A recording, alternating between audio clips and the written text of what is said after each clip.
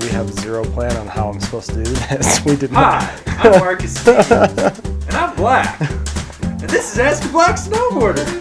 And I've been sponsored twice. You can follow me on the Instagram @NickBeats. Can we just use that? No. Come on. No. Come on. No. Oh. Holy shit. I saw it. My first thought, I went and fucking Googled Bozung to double check how old he was.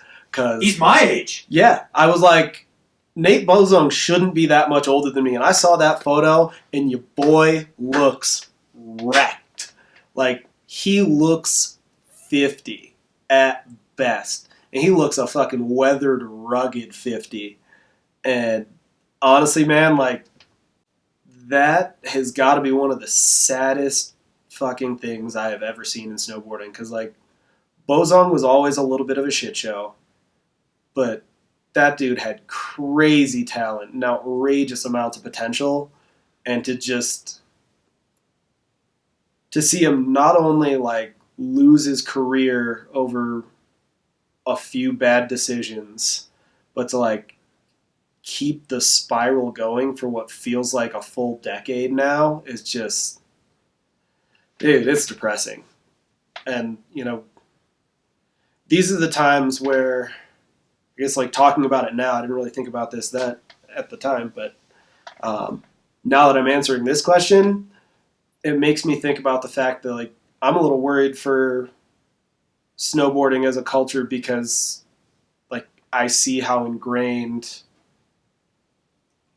this sort of recreational, like, party drug use has become, and, like, the vibe for a lot of people.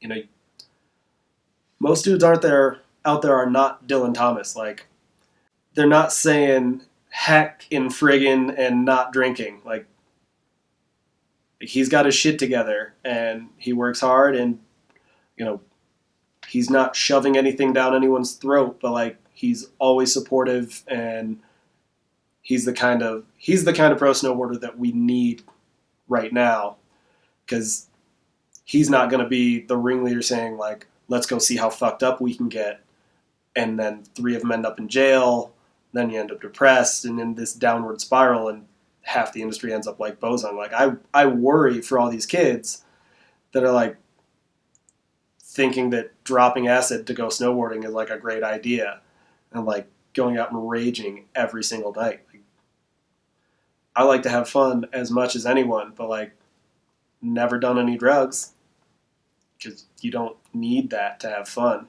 And the more that kind of stuff becomes normal and accepted, like, I don't feel like there's anyone out there, I shouldn't say that, not anyone, I don't feel like there's enough people in the industry as riders or just industry personalities or whatever.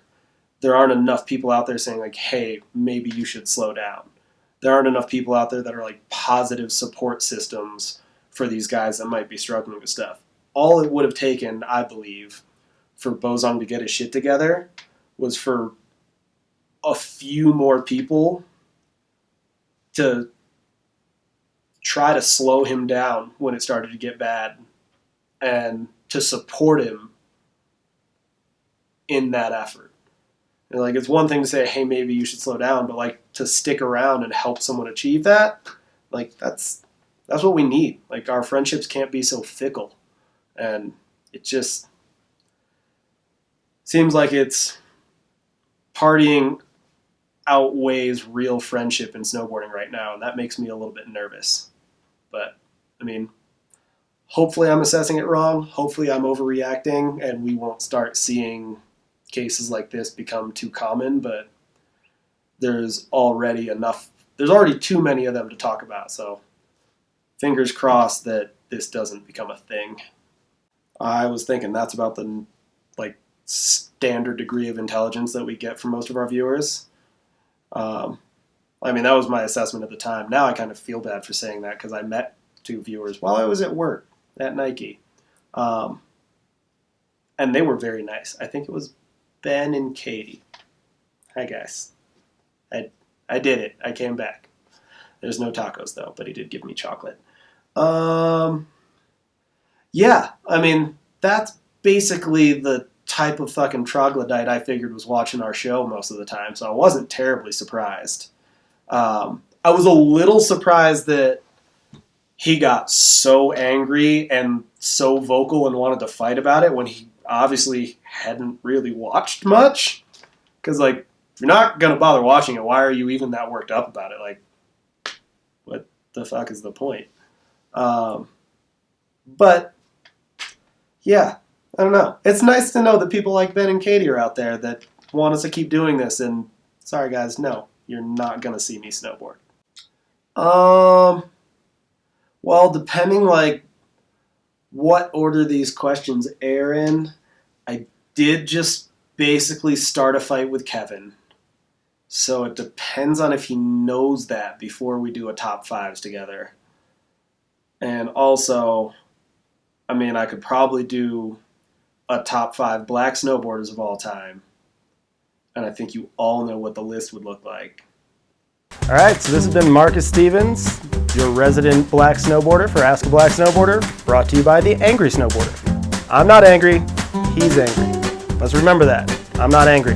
I love you guys.